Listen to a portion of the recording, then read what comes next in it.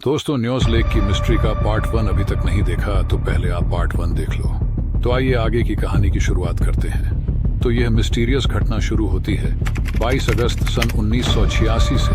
अफरम नाम का एक आदमी अपनी मिट्टी से बने हुए घर में सो रहा था और वह अचानक सूरज उगने से पहले उठ जाता है। उस वक्त वो बड़ा ही कंफ्यूज था क्योंकि वह बेड पर बैठा बैठा कुछ याद करने की कोशिश कर रहा था। वह यह याद कर रहा था कि उसके साथ हुआ क्या था, लेकिन एक बात ऐसी थी जो उसे दिमाग में बार बार उछल रही थी। और वह बात यह थी कि उसने कल रात एक बहुत ही तेज आवाज सुनी। उसके बाद जब वह अपने घर से बाहर निकलता है तो उसे कोई दिखाई नहीं दे रहा था और चारों ओर सन्नाटा छाया हुआ था। जब वह तालाब के पास से जाने लगा तो वह देखता है कि हजारों जानवर मरे पड़े हैं। वह ये देखकर घबरा जाता है। वह अपने गांव के लोगों को यह बताने के लिए भागता है तो वह देखता है कि गांव के लोग जमीन पर लेटे पड़े हुए हैं और उन लोगों के बगल में उनके पालतू जानवर भी मरे पड़े हुए थे।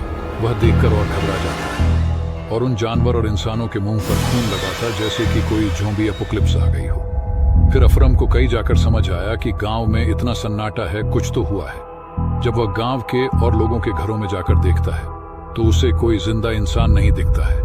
वह इस समय हद से ज्यादा घबरा जाता है तो वह डर के मारी नीचे के गांव की ओर जाने का सोचता है मदद के लिए, ताकि वह अपने गांव के मरे हुए लोगों के बारे में बता सके। इसलिए वह अपनी मोटरसाइकिल उठाता है और पास के गांव में जाने के लिए निकल जाता है। जब वह वहां पहुंचता है तो वह वहां जिंदा लोगों को देख खुश हो जाता है, जिसे देखने के बाद अफरम उन गांव वालों को अपने गांव के बारे में बताता है। उन्हें कहता है कि मेरे गांव के लोग रातों रात मर गए, जिसे सुनकर गांव के लोग ने उसकी बात पर विश्वास नहीं किया। उन्हें लगा कि शायद यह पागल हो चुका है, जिसकी वजह से गांव का कोई भी व्यक्ति उसके गांव में नहीं आया। इसी के साथ एक दिन बीत जाता है।